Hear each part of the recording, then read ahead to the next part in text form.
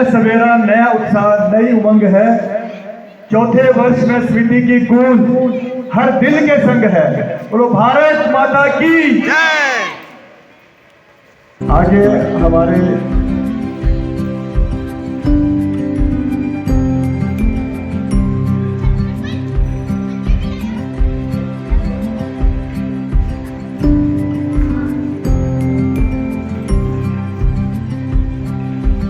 अपने बीच में एक विशेष कलाकार की अलग पहचान है, जो धर्म जागरण का काम करते हैं, लेकिन अपनी समिति के आह्वान पर जब कभी उनको याद किया जाता है तो बहुत ही प्रेम से पूरा सहयोग पूरा करके वैसा सहयोग करते हैं। आज मैं चाहूँगा ऐसे कलाकार का एक सम्मान किया जाए, तो मैं दीवान तुषार भी कहूँगा नीरज को माला पहना करके एक सम्मान दें, जो हमारे बड़ा गौरव का एक विषय है, बहुत ही सम्मान का काम है।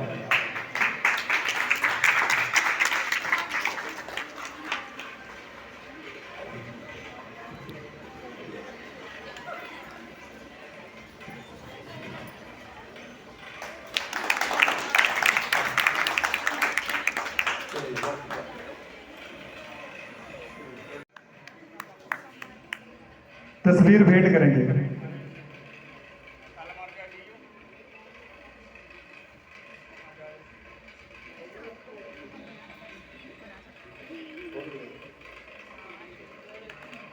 जोरदार तालियां।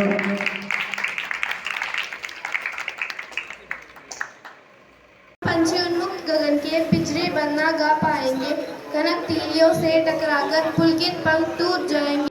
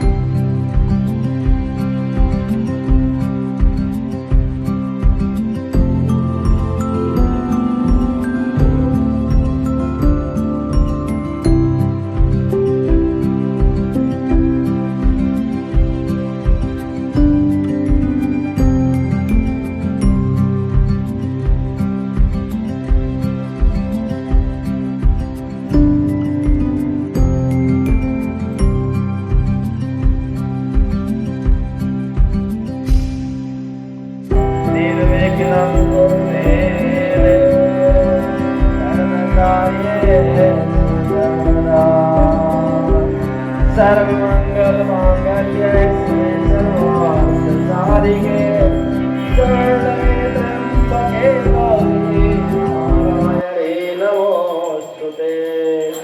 जयंती मंगला काली भद्रकाली कपालिनी दुर्गा क्षमा शिवा धात्री स्वाहा स्वधा नमोस्तुते।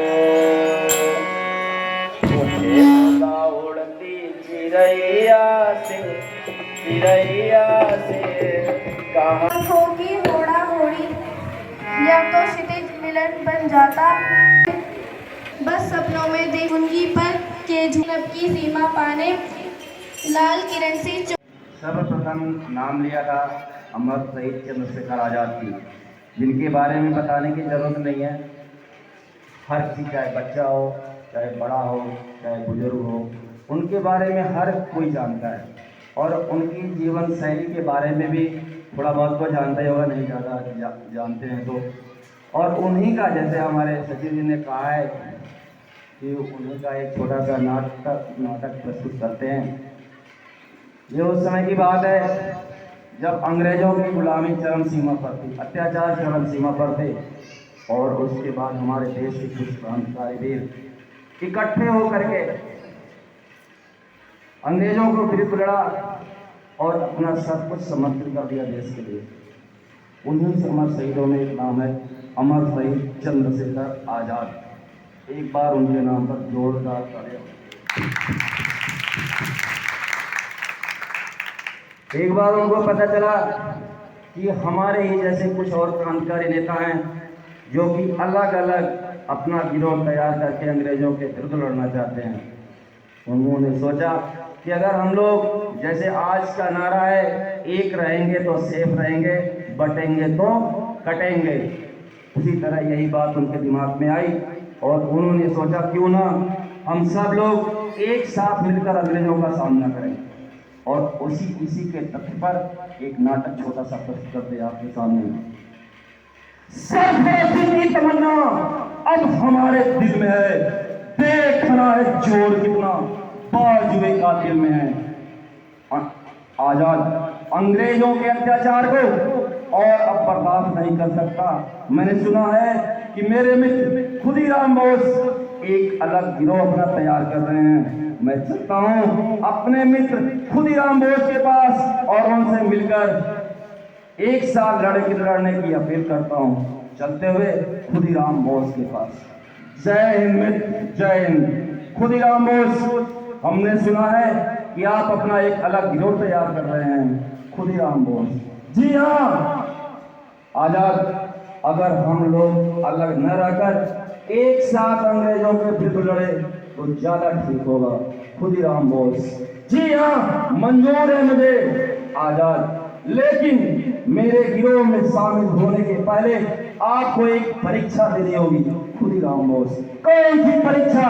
क्या सरदार भगत सिंह वाली परीक्षा जो कि जलती हुई मोमबत्ती के ऊपर हाथ रखना है? आजाद: जी हाँ, लेकिन उसके पीछे मेरी एक शर्त है। अगर आपकी आंख से आंसू और मुख से आ निकली तो मैं आपको गोली मार दूंगा। खुदीराम बोस: जी हाँ मंजूर है मुझे। उसके बाद खुदीराम बोस जलती हुई मोमबत्ती के ऊपर अपना हाथ रखते हैं। उस तत्पश्चात दोनों गले मिलते हैं और आगे की रणनीति तैयार करते हैं। उसी बीच आजाद को इलाहाबाद जाना होता है इसी कारणवश, और वो अपने मित्र खुदीराम बोस से कहते हैं, मित्र मैं चलता हूँ अयोध्या अल्फ्रेड पार्क इलाहाबाद में, हमें कुछ जरूरी मीटिंग होती है। तो जिस तरह से आज के टाइम में हर गांव में, हर कस्बे में, हर जगह एक क्या छिपा हुआ है, वो जासूस मान लो अपना, या एक तरह से जासूस मान लो, या घर का भेदी मान लो। उसी तरह से एक उन्हीं का सिपाही था जो कि अंग्रेजों पे जाकर के मिला हुआ था। रास्ते में जाते हैं, वह सिपाही इनका मित्र आता है, बोलता जय हिंद मित्र, जय हिंद आजाद। और तब ठीक है साथी? जी हाँ ठीक है मित्र, मैं चलता हूँ। इसके बाद आजाद इलाहाबाद पहुंचते हैं। वहां पहुंचकर अल्फ्रेड पार्क में एक पेड़ के नीचे बैठ जाते हैं थोड़ा विश्राम करने के लिए। तभी से उधर वह जाकर के जासूस अंग्रेजों को बता देता है और अंग्रेज अपनी पूरी सेना के साथ अल्फ्रेड पार्क में पहुंचता है। जैसे ही पेड़ के पीछे पहुंचता है, पुलिस इंस्पेक्टर अंग्रेजों का बोलता यहाँ पे कोई छिपा हुआ है। तभी आजाद की कानों में आवाज आती है और वह सचेत हो जाते हैं। दोनों के बीच में फायरिंग होती है। जब सारी गोलियां आजाद की खत्म हो जाती है तो आजाद कहते हैं कि अंग्रेजों के हाथों से मरना उससे बेहतर है कि मैं अपनी देश के लिए, अपनी भारत माता के लिए अपनी ही रिवॉल्वर की गोली से शहीद हो जाता हूँ। और लास्ट गोली वो अपने ही रिवॉल्वर से अपनी कनपटी पर लगाते थे। धन्यवाद।